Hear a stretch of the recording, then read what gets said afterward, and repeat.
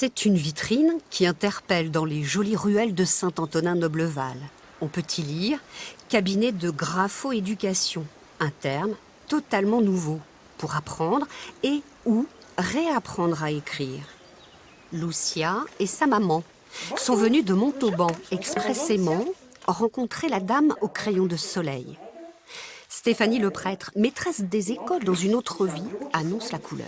Alors, la bonne hauteur, en fait, c'est quand le bureau arrive à peu près à la hauteur des coudes, ici. Donc, redresse-toi, voilà, sois fière de toi, ma belle. Et je vais régler le bureau. Ça marche. Alors, dis-moi, Lucia, pourquoi tu viens me voir aujourd'hui? C'est que des fois, ma main se fatigue un peu et je serre des fois trop fort le crayon. Et ça te fait mal? Et ça fait mal. Témoin figé de la douleur infligée, ces cahiers couverts de signes gravés au crayon à papier. Là, quand vous touchez, alors essayez, vous allez voir, hein, on sent en fait qu'elle appuie très très fort sur son crayon. Hein. C'est pour ça qu'elle me dit qu'elle a mal et qu'elle fatigue. Donc il faut trouver les raisons pour lesquelles elle appuie si fort sur son crayon.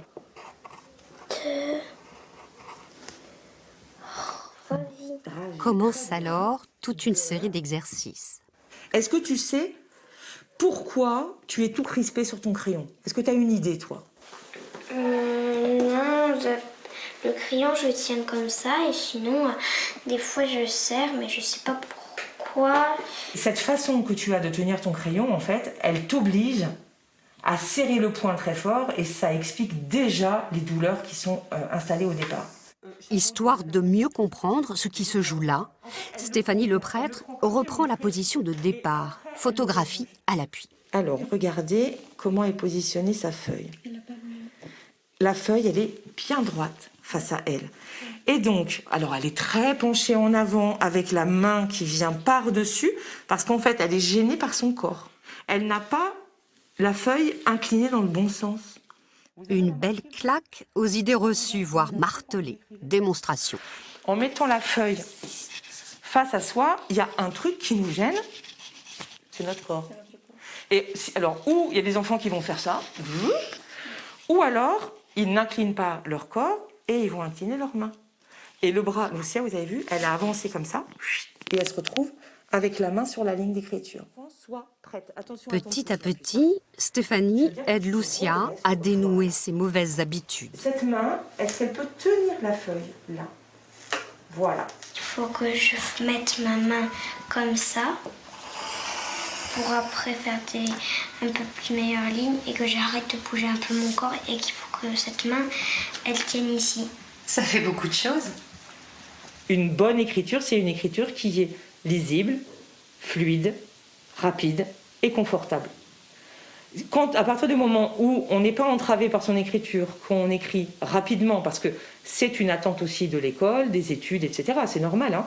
Et puis l'écriture ne doit pas être lente, et qu'elle est lisible, on a rempli le contrat. Le cabinet de la grapho-éducatrice ne désemplit pas. Elle a donc décidé de former d'autres personnes à ce métier méconnu. Sur ses traces, Séverine Andiazabal, installée à Orthez, également passée par la case éducation nationale. C'est une formation qu'on n'a pas forcément dans la formation initiale des enseignants. Et il se trouve que ma fille avait des problèmes d'écriture et j'ai pris connaissance de ce métier. J'ai emmené voir donc quelqu'un qui a résolu ces problèmes et je me suis dit que c'était un métier qui me plaisait bien et que j'aimerais bien faire plus tard.